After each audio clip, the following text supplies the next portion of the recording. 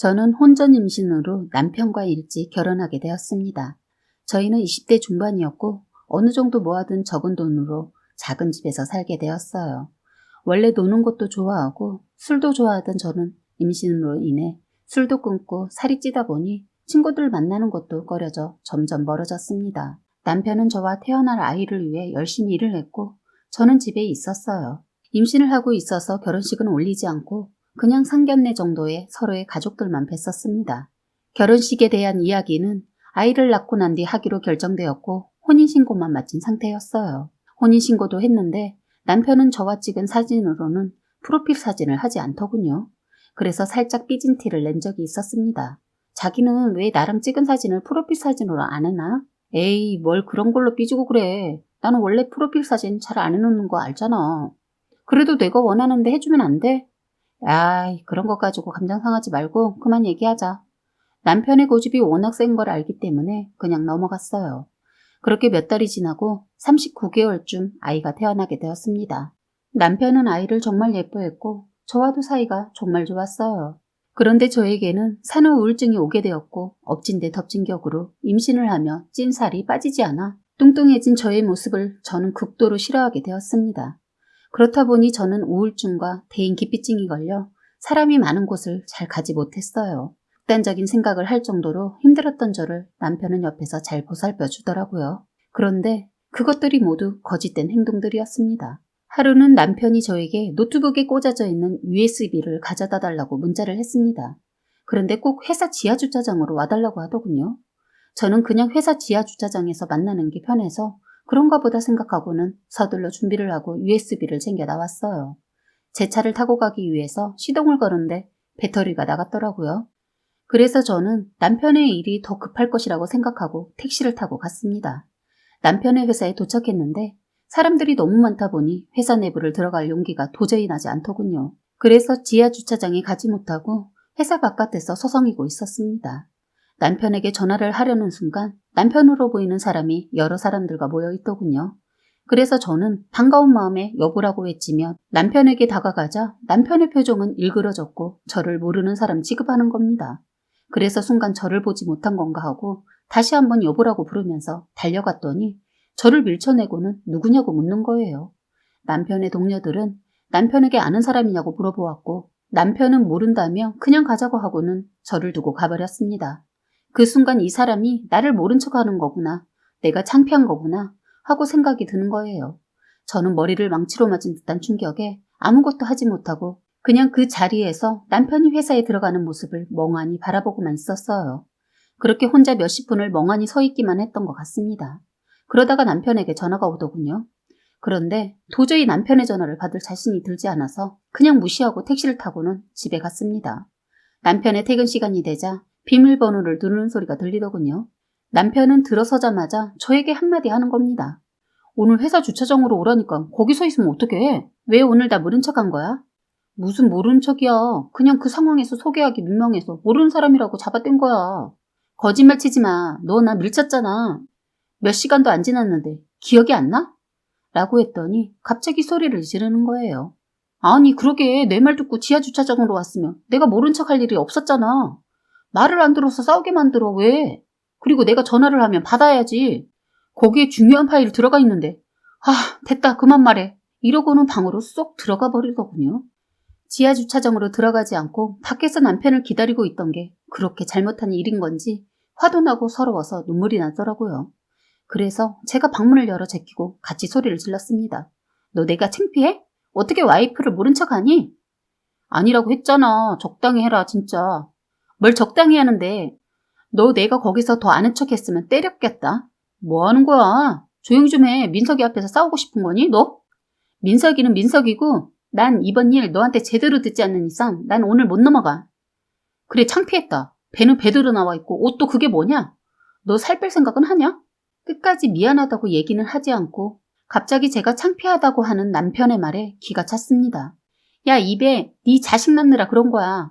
내가 결혼 전에 얼마나 예쁘고 꾸미는 거 좋아했는지 누구보다 잘하는 사람이 그딴 식으로 얘기해? 이렇게 나올 것 같으니까 내가 그만하자고 한 거잖아.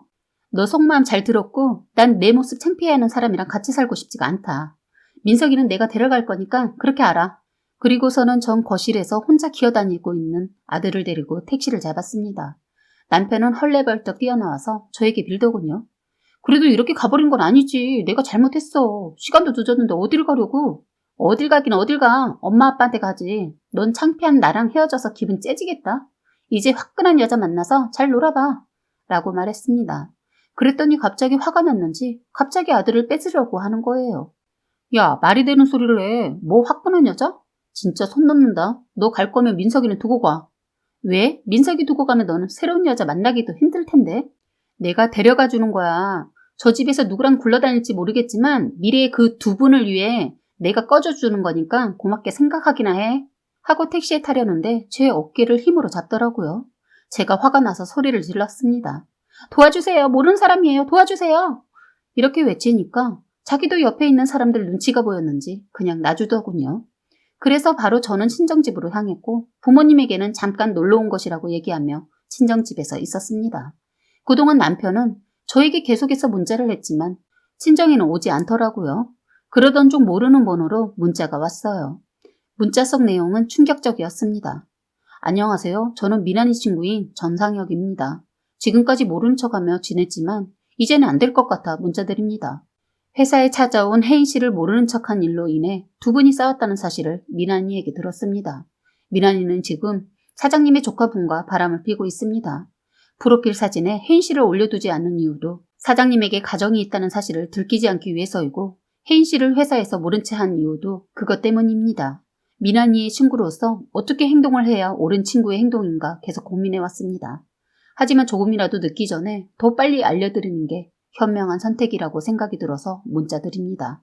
미나니가 사장님의 조카분과 바람을 피웠다는 사실과 저에게 혜인 씨를 어떤 식으로 이야기를 했는지 모두 저장해서 보내드려요. 현명한 선택하시길 바랍니다. 이 문자 뒤로는 저를 말로 표현하지 못할 정도로 더럽게 표현한 말들과 바람핀 여자를 성적으로 표현한 말이 기록된 톡방이 모두 캡처되어 있는 사진들이 있었어요. 우선 저는 그 문자를 받고 난 뒤 어떻게 행동해야 하는지 깊은 고민에 빠졌습니다. 사실 저는 제 아이를 위해 남편이 반성만 한다면 다시 잘해보려는 생각이 있었어요. 하지만 남편의 친구가 알려준 사실을 통해서 뒤통수를 세게 맞았고 이 사람에 대해 남아있던 정들이 모두 사라지더군요. 우선 저는 다음 날이 되고 남편의 회사에 전화해서 사장님과 만나고 싶다고 이야기했어요. 작은 회사라서 그런지 몇 마디의 거짓 이유를 대고 나니 사장님과 약속이 바로 잡혔습니다. 저는 상혁 씨가 보내준 사진들을 모두 인쇄한 뒤 문자 내용도 인쇄하여 가방 속에 챙겼습니다. 사장실로 가는 길에는 직원들의 자리가 있었는데 사장실로 들어가는 저를 본 남편은 당황한 표정이었어요. 저를 보자마자 성급히 달려오더군요. 저는 그 모습을 무시하고 사장실로 들어갔습니다. 안녕하세요. 처음 뵙겠습니다. 저는 일적인 부분으로 약속을 잡은 게 아니라 드릴 말씀이 있어서요. 네? 좋은 얘기도 아니니 본론부터 말씀드릴게요. 여기 사장님 조카분과 연애하시는 민환 씨는요. 제 남편이고요. 얼마나 쓰레기 같은 남자인지 알려드리려고 왔습니다. 라고 하고는 남편의 친구인 상혁 씨가 보내준 사진들을 모두 보여드렸습니다. 저를 따라 사장실에 뛰쳐들어와 이 말을 들은 남편은 뒤에서 소리를 지르더군요. 야, 너 뭐 하는 짓이야? 뭐 하는 짓이긴 이거 안 보여? 너의 더러운 사실 알려드리는 중이잖아. 혹시라도 사장님이 모르고 계실까봐 얘기해드리는 거야. 민환 씨 이거 사실이야? 내가 자네를 엄청나게 아껴서 내 조카까지 소개해줬는데 이게 무슨 일이야? 사실대로 말해. 사장님 오해해요. 이 여자가 거짓말 치는 겁니다. 저는 모르는 사람이에요. 이놈이 변명하기 바쁘고 둘러대기 바쁘더군요. 그래서 어처구니 없어서 뭐 모르는 사람? 자기 자식까지 낳은 사람을 모르는 사람으로 취급하는 거야? 했더니 저를 죽일 듯이 쳐다보더니 야, 너 그만해라.